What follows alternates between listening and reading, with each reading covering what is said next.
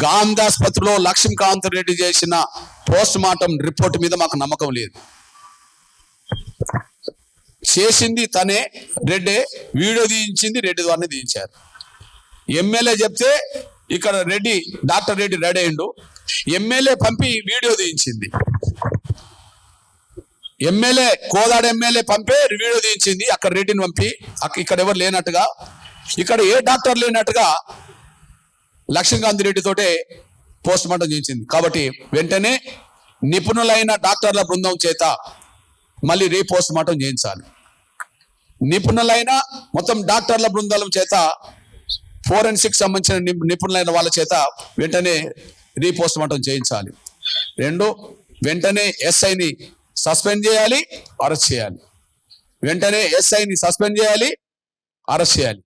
అదే సమయంలో దీని మీద సమగ్రమైన విచారణ జరిగి ఎవరెవరు ప్రత్యక్షంగా రాజేష్ మృతికి కారకులో వాళ్ళందరి మీద చట్టపరమైన చర్యలు ఉండాలి, వాళ్ళ కేసులు ఉండాలి, వాళ్ళను అరెస్ట్ చేయాలి.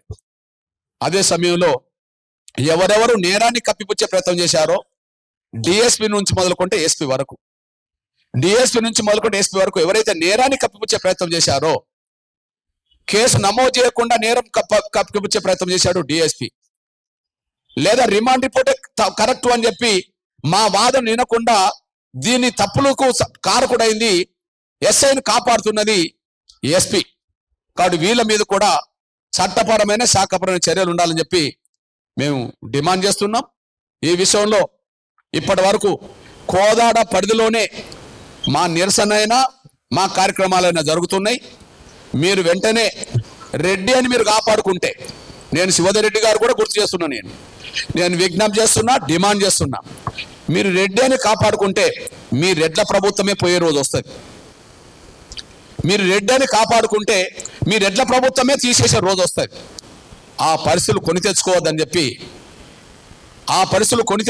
చెప్పి మేము గుర్తు చేస్తూ వెంటనే సస్పెండ్ చేయాలి, వెంటనే అరెస్ట్ చేయాలి, రీపోస్ట్ మార్టం చేయాలి.